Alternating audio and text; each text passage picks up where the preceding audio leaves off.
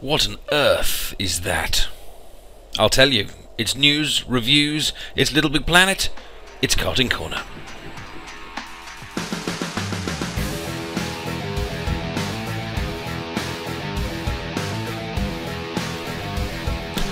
Welcome to episode 3 of Karting Korner. Now, if you have been into your team picks section over the last few days, you will notice that it has been updated with another selection of 4 to 5 new levels, or high quality levels for you to check out, so please do so.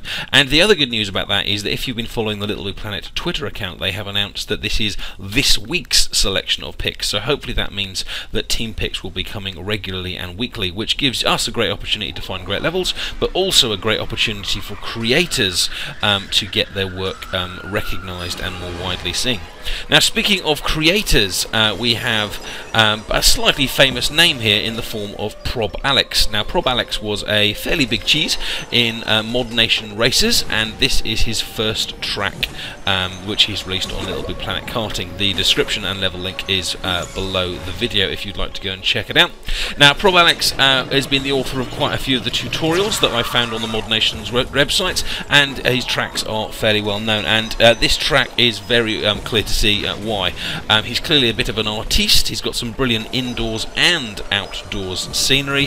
The track is clever in terms of its design and hazards. It's fun all the way through, and it would definitely be worthy of a heart on and to go on anyone's playlist, so do go and check it out. The other good news is that he, amongst other creators, have included prize bubbles. Please, please, please include prize bubbles in your levels to help out other creators, and a few of the decorations he has made you can collect yourself. Now, this is a level I found called Swamp of Madness by Mish80, and I think this is an absolutely brilliant example of using the scenery provided, or the terrain provided, to make something quite unexpected and very, very memorable. This is, as you can see, a swamp, and he's included prize bubbles, so double thumbs up for that. But all he's done is just taken the water level and just put it just above the level of the track, and then used the up and down vertical tweaking to make it so that the track goes up above it in certain areas and down below it in others. Put a load of greenery in, and the end result is a very, very good, very fun track that is quite distinctive. In other news this week, we have our first Little Planet Karting patch, which has fixed some issues with online connectivity, adjusted some of the mini-games, but there are still a lot of bugs left, so let's hope this is the first patch of many. Now, back to Swamp of Madness. He's also got lots of little shortcuts in the track that feel very natural, rather than being like, oh, here's a left turn and a right turn, which one shall I do? Which one shall I go? He's definitely got a main track, but then ways to kind of just cut the corners or nip across, as you'll see here with the lilies, and I think that kind of shortcut is far more rewarding for the player to really feel that they're making a kind of a cut across. Now, here's a nice tip from Patoff, who is quite a big Little Big Planeter on the French forums. Now, he's made a brilliant track called Magma City, but first of all, it's an incredible track. It's been team picked. Go and check it out. But he's actually made 3 variations of this track. There's Magma City, there's Magma City Extreme, and then there's Magma City at Night, which is actually a time trial. Now, one of the features of Little Big Planet Karting is you're only actually going to spend a couple of minutes on each level, maybe 4 or 5 minutes, doing your 3 laps and then leaving. So there is ample opportunity to actually provide variations of those tracks for your fans and for people that enjoy your races. And you can see there I've just moved from the normal version of the track to the nighttime version of the track. They look completely different, although they're clearly in the same environment. And also, because he's changed the modes, one is a race, one is a time trial, he's extended the lifetime of the initial environment that he's made even more. And of course, making a really good environment takes a lot of time, so why not get the maximum usage out of it by making a few tracks? You could even go, like a game like MotorStorm Apocalypse does, have one kind of environment, but then several different tracks that actually go through it in different decorations as well. It's a nice idea, and one that I hope other creators pick up on as well. Now, here's something completely different. Slender, the 8 Pages by Autofan. Now, with this one, there's no racing at all. There's no karting at all. There is just you, the woods, 8 pages, and the Slender Man. This is one of the most unusual levels I've come across so far. The sound effects have been used really well. The lighting effects have been used very well, because there isn't very much. There's a button to control the torch, and if you turn the torch off, you really can't see a thing. And it literally just is a matter of going out, exploring, trying to find the 8 pages in what is a very dark wood. I've got lost quite a number of times. I have been come across the same locations quite a number of times, but I have gone back now, I think 3 or 4 times, determined to get all of these pages before the Slender Man gets you. Great idea, go and check it out. The link to the level is in the description below.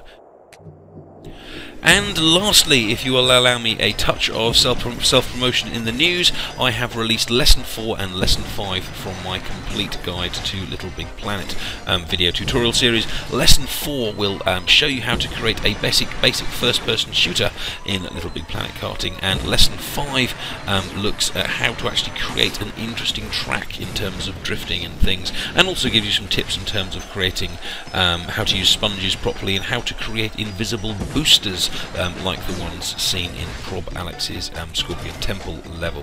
Additionally, I'm looking to put together a small team of creators to make some creator resources for the community. So if you feel that you are a decent creator and could contribute some ideas to that, do get in touch, because I'd love to put some of our tools together to help other creators as well. So let's kick into some reviews.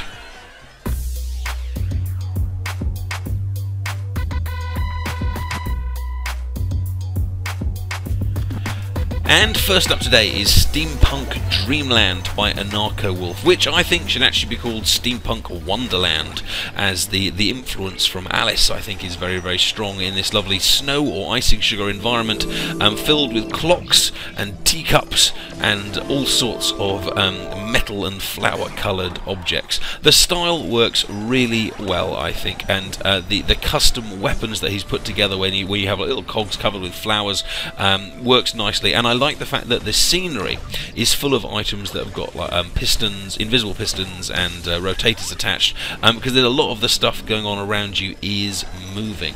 I also like the way he's actually stuck quite a lot of his road signs to the ground in terms of large stickers. It makes the track a lot easier to navigate the first time round, and of course, because most players will only be playing your tracks once or twice, having these very obvious visual clues is good.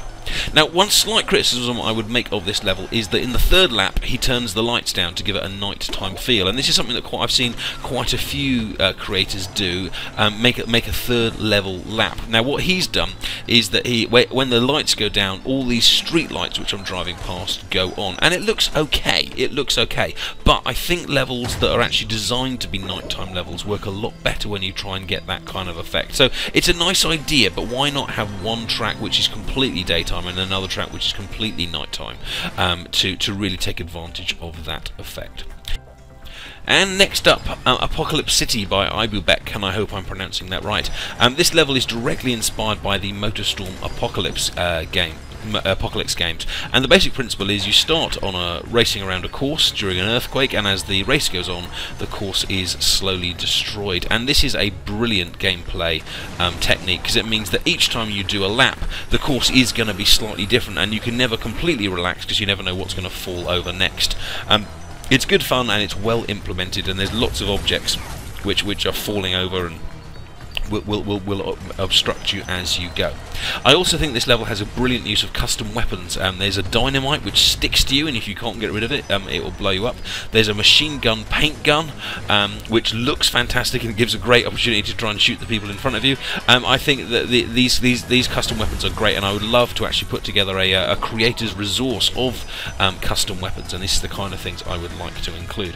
Now, Ibubek has definitely made a whole load of really nice custom objects.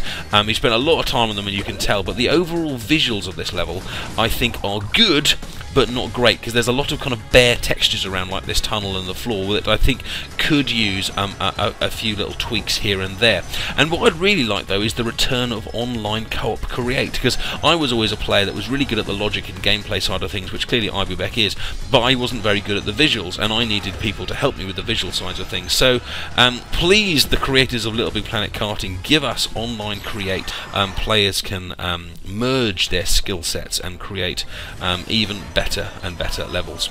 And last up we have Katie Go-Go by Project Tuning, and my favourite part of this track has to be the custom weapon, which is a magic mushroom. You dump it like a mine, and if anyone else is unlucky enough to drive into it, they get that multicoloured visuals effect that you normally get from one of the rockets. He's also used a technique that I would like to talk about in a future tutorial, which is that when the player is going uphill, you take them up as quickly as possible, because often you can't really see a lot when you're going uphill and it's not very visually impressive. But when you're going downhill, give the player as big a kind of vista and scenery, bigger scenery as possible to enjoy and take in. I hope you have enjoyed this week's Karting Corner. All of the links to the levels displayed are below, so do go and check them out, because there are some fantastic creations there. Please check out my lessons and other videos in the channel as well. Give the video a like if you have enjoyed it, and subscribe if you want to make sure you see next week's Karting Corner. Take care, and I'll see you soon. Bye bye.